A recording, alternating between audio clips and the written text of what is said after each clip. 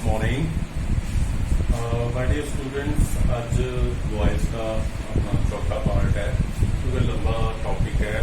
बड़ी वीडियो थोड़े व्हाट्सएप से भेजनी थोड़ी मुश्किल हो रही है, इसलिए मैं कोशिश कर रहा कि 10 तो 12 मिनट की अपन वीडियो बनाइए। सो ये नैक्सट अपन चलते हैं वॉइस इंट्रोगेटिव सेंटेंसिस की गल की आपने। ਉਹਦੇ ਵਿੱਚ दो तरह के इंट्रोगेटिव सेंटेंसिस की गल की सी। एक हैल्पिंग वर्ब नाल शुरू होंगे हैं या मॉडल ऑक्सिलरी नाल शुरू होंगे हैं। Will, shall, would, should, can, could, may, might, must. ऐसे तरह do, does, did, is, am, are, was, were, has, have, had, ये सारी हैल्पिंग वर्ब है। मॉडल ऑक्सिलरीज हैं जो विल शैल वाले हैं। Will, shall, would, should, can, could, may, might, must वाले। सेंटेंस दे विच जिहड़े हैं ये सब्जेक्ट तो पहला लग के इंट्रोगेटिव वाक बनाते हैं। जिवें देखो दे सब्जेक्ट है, इस तो पहला विल लग्या तो ये इंट्रोगेटिव वाक बन गया। ये साधारण प्रश्नवाचक वाक है जिहदे हैल्पिंग वर्ब या मॉडल ऑक्सिलरी लगते हैं। तो बच्चों एक ये होंगे मैं पहला भी गल की सी WH या HW। HW मतलब जिवें हाउ है, तो ये WH वर्ड्स वाले सेंटेंसिस है ये अलग तरीके यूज होंगे हैं। आपने वो तो मैं सिर्फ तुहानू याद कराने की खातर ही जिहड़ा है विल वाला एक वाक दे रहे हैं तुहानू जोड़न लई। अदरवाइज अज आपां हू ते वट यानी WH वर्ड्स या HW वर्ड्स वाले प्रश्नवाचक वाकां की गल करते हैं। सो इहदे विच देखो पहला तो मैं जिवें आपने ये कीता भी इहदे नाल दा उस तरह असीं वर्ब लभांगे। इनवाइट कौन करेगा, असी क्वेश्चन पूछा हू विल इनवाइट का जवाब आ रहा है दे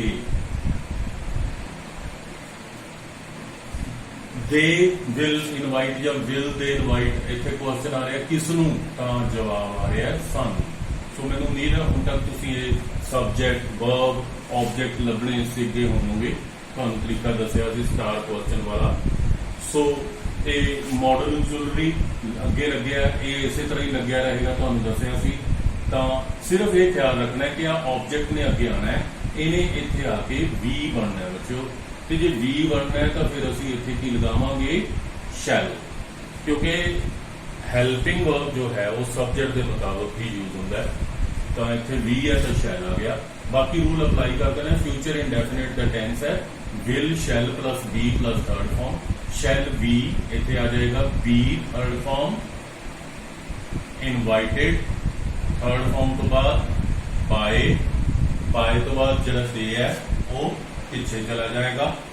ते जो टू द पार्टी है बच्चों वो एज इट इज इत्थे आ जाएगा to the party. So shall we be invited by them to the party. क्योंकि ये नाल दे एक दो सेंटेंसिस आप पहला भी किए हैं, इसलिए मैं सिर्फ जोड़न के लिए तुहानू दस रहा। हुण आप गल करते हैं हू या वट वाले WH वर्ड के सेंटेंसिस। क्योंकि बच्चों इन्हां दी स्ट्रक्चर थोड़ी अलग है, तो पैसिव भी थोड़ी अलग होगी, एक्टिव भी अलग है। देखो इत्थे जिहड़ा है हू ये देखते हैं हेल्पिंग वर्ब भी है, वर्ब भी है, ऑब्जेक्ट भी है, सब्जेक्ट नहीं है। दैट मीन जो हू है ये हू वाले वाकां च अगर शुरू च हू आ जाता है तो it is followed by a helping verb और अ वर्ब। अगर हू तो बाद हेल्पिंग वर्ब जो वर्ब आ रहा है बच्चों ਇਹਦਾ मतलब फौरन बाद अगर आ रहा है तो मतलब वो सब्जेक्ट है। तो हुण अगर interrogative walk they which subject अगे आ गया, हुण तक तो आया नहीं सी, प्रश्नवाचक वाक हो गए तो सब्जेक्ट सब तो अगे हो जाए, वो तो हाँ वाचक च हुंदा है। तो इसलिए फिर पैसिव वॉइस भी थोड़ी स्ट्रक्चर बदलेगी अकॉर्डिंगली। तो ਇਹਦਾ एक रूल है कि जो सब्जेक्ट आप पहला पिछे लै जाते थे बच्चों, ऑब्जेक्ट को अगे ले आते सी। हुण असीं मजबूर है ये WH वर्ड जिहड़े हैगे हैं ये अपनी थां नहीं बदलते, पोजीशन नहीं बदलते, ये जिथे हैगे उत्थे ही है। हाँ अपना रोल बदल लेंदे हैं। ये सब्जेक्ट तो ऑब्जेक्ट का बन गया, ये सब्जेक्ट तो ऑब्जेक्ट का बन गया बच्चों। हू दा बाय हू दा हूम बन गया, ओके। पर ये अपनी थां नहीं छड्डी इसने, तो सब्जेक्ट सी ऑब्जेक्ट बन गया हूम। तो हुण अगली गल होर आ गई, असीं जिहड़ा बाय लगाते हैं वो ऑब्जेक्ट तो पहला लगाते हैं, तो हुण ऑब्जेक्ट इजी लग गया। पैसिव च असीं बाय लगाना जरूरी है, तो फिर इसलिए असीं बाय भी इहदे नाल लगाता।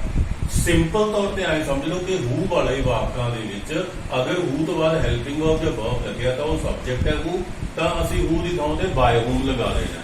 ਬਾਕੀ ਗੱਲ ਤੁਹਾਨੂੰ ਸਿਰਫ ਸਮਝਾਈ ਹੈ ਵੀ ਕਿਉਂ ਹੋਇਆ। ਬਾਕੀ ਬਾਏ ਹੂਮ ਤੋਂ ਬਾਅਦ ਸਿੰਪਲ ਹੋ ਜਾਂਦਾ ਪ੍ਰਸ਼ਨਵਾਚਕ ਵਾਲਾ ਫਾਰਮੂਲਾ, ਕਿਹੜਾ ਹੈ? Helping verb subject verb the third farm.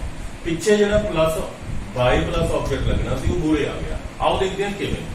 Who ਟੀਚਿਸ you Punjabi, ਅਸੀਂ ਫਿਰ ਉਸੇ ਤਰ੍ਹਾਂ ਵਰਬ ਲੱਭਿਆ। ਵਰਬ ਦੀ ਪਹਿਲੀ ਫਾਰਮ ਦੇ ਨਾਲ ਬੱਚਿਓ ਈਐਸ ਲੱਗੀ ਹੈ, ਪ੍ਰੈਜ਼ੈਂਟ ਸਿੰਪਲ ਟੈਂਸ ਹੈ, ਪ੍ਰੈਜ਼ੈਂਟ ਇੰਡੈਫਿਨਿਟ ਟੈਂਸ ਜਿਹਨੂੰ ਕਹਿੰਦੇ ਆ। ਹੂ ਸਬਜੈਕਟ ਹੈ, ਇਹਨੇ ਹੂਮ ਬਣ ਜਾਣਾ ਹੈ ਤੇ ਬਾਏ ਇਹਦੇ ਅੱਗੇ ਲਗਾ ਦੇਣਾ ਹੈ। ਜਦੋਂ ਅਸੀਂ ਪੈਸਿਵ ਕਰਾਂਗੇ ਹੂ ਦਾ ਕੀ ਬਣ ਗਿਆ? ਬਾਏ ਹੂਮ। ਤੇ ਬਾਏ ਹੂਮ ਤੋਂ ਬਾਅਦ ਹੈਲਪਿੰਗ ਵਰਬ। ਹੈਲਪਿੰਗ ਵਰਬ ਕਿਹੜਾ ਲੱਗੇਗਾ? ਪ੍ਰੈਜ਼ੈਂਟ ਇੰਡੈਫਿਨਿਟ ਟੈਂਸ ਦੇ ਪੈਸਿਵ ਵਰਬ ਨੂੰ ਯਾਦ ਕਰੋ, ਇਜ਼ ਐ ਮਾਰ ਪਲੱਸ ਥਰਡ ਫਾਰਮ। ਤਾਂ ਹੁਣ ਉਹੀ ਗੱਲ ਆ ਗਈ, ਇਹਦੇ ਵਿੱਚ ਬੱਚਿਓ ਦੋ ਆਬਜੈਕਟ ਆ ਗਏ। ਦੇਖੋ, ਇੱਕ ਪ੍ਰਨਾਉਨ ਹੈ ਯੂ ਤੇ ਦੂਜਾ ਨਾਉਨ ਹੈ ਪੰਜਾਬੀ। ਸੋ ਅਸੀਂ ਇੱਥੇ ਪਹਿਲੇ ਨੂੰ ਅੱਗੇ ਲੈ ਕੇ ਆਵਾਂਗੇ। ਪੜ੍ਹਾਉਂਦਾ ਹੈ ਕੌਣ? ਤੁਸੀਂ, ਤੁਹਾਨੂੰ। ਪੜ੍ਹਾਉਂਦਾ ਹੈ ਕੀ? ਕੌਣ? ਕਿਸਨੇ? ਕਿਸ ਨੂੰ? ਤੇ ਇੱਥੇ ਜਵਾਬ ਆ ਰਿਹਾ ਕਿਸ ਨੂੰ? ਤੁਹਾਨੂੰ। ਕੀ? ਪੰਜਾਬੀ।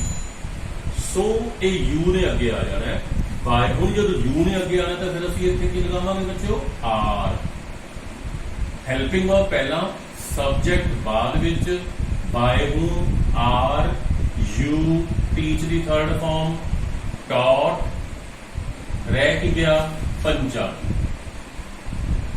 ਆਈ ਹੋਪ ਇਹ ਗੱਲ ਤੁਹਾਨੂੰ ਕਲੀਅਰ ਹੋਈ ਹੋਏਗੀ। ਜੇ ਨਹੀਂ ਹੋਈ ਤਾਂ ਇੱਕ ਵਾਰੀ ਫੇਰ ਸਮਝ ਲਓ ਅਗਲੇ ਵਾਲੇ ਵਾਕ ਨੂੰ। ਇਹ ਵੀ ਉਸੇ ਤਰ੍ਹਾਂ ਦੀ ਹੈ। Who has brought these mangoes? So again ਉਹੀ ਸਬਜੈਕਟ, ਇਹ ਹੈਲਪਿੰਗ ਵਰਬ, ਇਹ ਵਰਬ ਤੇ ਇਹ these mangoes ਬੱਚਿਓ ਕੀ ਹੈ? ਆਬਜੈਕਟ। ਉਸੇ ਤਰ੍ਹਾਂ ਅਸੀਂ who ਦਾ ਕੀ ਬਣਾਵਾਂਗੇ? by whom। ਆਬਜੈਕਟ ਵੱਲ ਨਿਗਾਹ ਜਾਣੀ ਚਾਹੀਦੀ ਹੈ। ਆਬਜੈਕਟ ਹੈ ਪਲੂਰਲ ਮੈਂਗੋਜ਼, ਤਾਂ ਹੁਣ ਅਸੀਂ ਟੈਂਸ ਦੇਖਣਾ ਹੈ। ਹੈਜ਼ ਦੇ ਨਾਲ ਥਰਡ ਫਾਰਮ, ਤੇ ਹੈਜ਼ ਦੇ ਨਾਲ ਥਰਡ ਫਾਰਮ ਕਿਹੜੇ ਟੈਂਸ ਲੱਗਦੀ ਹੈ ਬੱਚਿਓ? Present perfect. ਪੈਸਿਵ ਵੌਇਸ ਕੀ ਲੱਗਦਾ ਹੈ? ਹੈਜ਼ ਹੈ ਪਲੱਸ ਬੀਨ ਪਲੱਸ ਥਰਡ ਫਾਰਮ। ਸੋ ਅਸੀਂ ਕਿਉਂਕਿ ਮੈਂਗੋਜ਼ ਨੂੰ ਲੈ ਕੇ ਆਉਣਾ ਅੱਗੇ ਪਲੂਰਲ ਹੈ, ਤਾਂ ਇੱਥੇ ਪਹਿਲਾਂ ਅਸੀਂ ਹੈਲਪਿੰਗ ਵਰਬ ਲਗਾਵਾਂਗੇ ਹੈਵ ਇਹਦੇ ਅਕੋਰਡਿੰਗ। ਬਾਕੀ ਹੁਣ ਇਸ ਨੂੰ ਅੱਗੇ ਲਿਆਵਾਂਗੇ। By whom have these mangoes, ਅੱਗੇ ਕੀ ਲਗਾਵਾਂਗੇ? been। ਠੀਕ ਹੈ ਜੀ। by whom have these mangoes, ਅੱਗੇ ਕੀ ਲਗਾਵਾਂਗੇ? been ਪਲੱਸ ਥਰਡ ਫਾਰਮ, ਤੇ ਥਰਡ ਫਾਰਮ ਕੀ ਹੈ? brought। ਸੋ ਇੱਥੇ ਪਿੱਛੇ brought ਆ ਗਿਆ। ਇਹ ਗੱਲ ਕਲੀਅਰ ਹੋਈ। ਸੋ ਇਸੇ ਤਰ੍ਹਾਂ ਦੇ ਹੋਰ ਸੈਂਟੈਂਸਿਸ ਲੱਭੋ, ਇਸ ਫਾਰਮੂਲੇ ਨੂੰ ਫੋਲੋ ਕਰੋ ਤੇ ਇਹ ਉਦਾਹਰਨਾਂ ਦੇਖੋ ਤੇ ਬਣਾ ਕੇ ਦੇਖੋ। ਵਟ ਦੀ ਗੱਲ ਕਰਦੇ ਆਂ। ਵਟ ਵਿੱਚ ਬੇਟਾ ਫੇਰ ਰੂਲ ਚੇਂਜ ਹੋ ਗਿਆ। ਹੁਣ ਇਹਦੇ ਵਿੱਚ ਤੁਸੀਂ ਦੇਖ ਰਹੇ ਹੋ ਸਬਜੈਕਟ ਵੀ ਹੈ, ਵਰਬ ਵੀ ਹੈ, ਹੈਲਪਿੰਗ ਵਰਬ ਵੀ ਹੈ, ਆਬਜੈਕਟ ਨਹੀਂ ਹੈ। ਇਹ ਵਟ ਆਬਜੈਕਟ ਦੇ ਤੌਰ ਤੇ ਕੰਮ ਕਰ ਰਿਹਾ। ਲਓ ਅਜੀਬੋ-ਗਰੀਬ ਵਾਕ ਆ ਗਿਆ। ਐਕਟਿਵ ਵੌਇਸ ਦੇ ਵਿੱਚ ਆਬਜੈਕਟ ਤੇ ਸਭ ਤੋਂ ਪਹਿਲਾਂ ਲੱਗਦਾ ਹੀ ਨਹੀਂ ਹੁੰਦਾ। WH ਵਰਡ ਹੈ, ਥੋੜਾ ਟੇਢੇ ਮਿੱਡੇ ਹੈ ਇਹ, ਤਾਂ ਵਟ ਆਬਜੈਕਟ ਹੈ ਅੱਗੇ। WH ਵਰਡ ਨੇ ਨਹੀਂ ਆਪਣੀ ਥਾਂ ਛੱਡਣੀ, ਪਰ ਆਪਣਾ ਰੋਲ ਬਦਲ ਲੇਗਾ। ਆਬਜੈਕਟ ਤੋਂ ਸਬਜੈਕਟ ਬਣ ਜਾਏਗਾ ਤੇ ਬਣੇਗਾ ਵੀ ਸਿੰਗੂਲਰ। ਇਹ ਵੀ ਯਾਦ ਰੱਖਣਾ, ਇਸ ਨੂੰ ਇੱਕ ਵਚਨ ਕੀ ਮੰਨਣਾ ਹੈ, ਕਨਫਿਊਜ਼ਨ ਨਹੀਂ ਹੋਣੀ ਚਾਹੀਦੀ। ਜਦੋਂ ਵਟ ਨੂੰ ਅੱਗੇ ਲੈ ਆਵਾਂਗੇ ਇਹ ਸਬਜੈਕਟ ਬਣ ਜਾਏਗਾ। ਆਹ ਦੇਖੋ, ਇਹ ਆਬਜੈਕਟ ਹੈ, ਇਹ ਹੈਲਪਿੰਗ ਵਰਬ ਹੈ, ਇਹ ਸਬਜੈਕਟ, ਇਹ ਵਰਬ, ਤੇ ਸਾਨੂੰ ਹੋਰ ਕਿਸੇ ਚੀਜ਼ ਦੀ ਹਾਲ ਦੀ ਘੜੀ ਲੋੜ ਨਹੀਂ, ਕਿਉਂਕਿ subject verb helping verb object ਮਿਲ ਗਿਆ। ਇੱਕ ਹੋਰ ਅੱਗੇ ਟੂ ਤੋਂ ਬਾਅਦ ਆਬਜੈਕਟ ਆ ਰਿਹਾ ਕਿ ਸਾਨੂੰ ਲੋੜ ਨਹੀਂ ਪੈ ਰਹੀ। ਮੈਂ ਪਹਿਲਾਂ ਹੀ ਕਹਿ ਰਿਹਾ ਸਬਜੈਕਟ ਵਰਬ ਆਬਜੈਕਟ ਮਿਲ ਗਿਆ, ਅੱਗੇ ਦੇਖਣ ਦੀ ਲੋੜ ਨਹੀਂ, ਐਜ਼ ਇਟ ਇਜ਼ ਲਿਖ ਦਾਂਗੇ। ਸੋ ਆਓ ਅਸੀਂ ਇਸ ਨੂੰ ਪੈਸਿਵ ਬਣਾਉਂਦੇ ਹਾਂ। ਤਾਂ ਵਟ ਦਾ ਬੱਚੋ ਵਟ ਹੀ ਰਹਿ ਜਾਏਗਾ, ਵਟ ਦਾ ਵਟ ਹੀ ਰਹਿ ਜਾਏਗਾ, ਸੇਮ ਰਹਿ ਜਾਏਗਾ, ਪਰ ਇਹ ਬਣ ਗਿਆ ਸਿੰਗੂਲਰ ਸਬਜੈਕਟ। ਓਕੇ ਜੀ, ਸਬਜੈਕਟ ਹੈ। ਹੁਣ ਡਿਡ ਦੇ ਨਾਲ ਪਹਿਲੀ ਫਾਰਮ ਪਾਸਟ ਇੰਡੈਫਿਨਿਟ ਟੈਂਸ ਹੈ, ਇਹਦੇ 'ਚ ਕੀ ਲੱਗੇਗਾ? ਵਾਜ਼ ਵਰ ਦੇ ਨਾਲ ਥਰਡ ਫਾਰਮ, ਤਾਂ ਸਿੰਗੂਲਰ ਹੈ ਤਾਂ ਵਾਜ਼ ਲੱਗ ਜਾਏਗਾ। ਵਟ, ਵਾਜ਼, ਥਰਡ ਫਾਰਮ ਸੇ ਦੀ, ਸੈਡ, ਥਰਡ ਫਾਰਮ ਤੋਂ ਬਾਅਦ ਕੀ ਲੱਗਦਾ ਹੈ? ਬਾਏ, ਸਬਜੈਕਟ, ही पिछे जाके की बन जाएगा हिम। आ जरा टू यू यस्टरडे सी बच्चों ये एज इट इज लगा देना। What was said by him to you yesterday, ये इस तरह भी बन सकता सी, ये बाय हिम एंड च भी ले जा सकते सी। What was said to you by him yesterday, यानी यस्टरडे तो पहला भी आ सकता सी, इस ऑब्जेक्ट तो बाद भी आ सकता सी, बट मेरा ख्याल है ये ईजी लगेगा तुहानू इस तरीके नाल इसको बनाओ। वट वाली एक होर एग्जाम्पल देखते हैं बच्चों। वट रहेगा उत्थे उवें रहेगा, परंतु सब्जेक्ट बन गया वो भी सिंगुलर। इतने सिंगुलर की कोई प्रॉब्लम नहीं क्योंकि ये विल शैल है, तो ये विल दे नाल हैव लग्या है। फ्यूचर परफेक्ट टेंस है। उम्मीद है हुण तक तुसीं एक्टिव वॉइस ते पैसिव वॉइस के रूल्स चंगी तरह याद कर ले होंगे, नहीं ये चीज़ां करने का कोई फायदा नहीं होना बच्चों। So will shall have been plus third form, what will have been third form achieved लगी हुई है। What will have been achieved by, आ जड़ा भी सब्जेक्ट सी ये पिछे जाके अस बन जाएगा। What will have been achieved, have helping verb, been achieved by us, पिछे ऑब्जेक्ट लग गया। सो ये बेसिक चीज है हू ते वट वाली, इससे ज्यादा प्रैक्टिस की लोड़ है।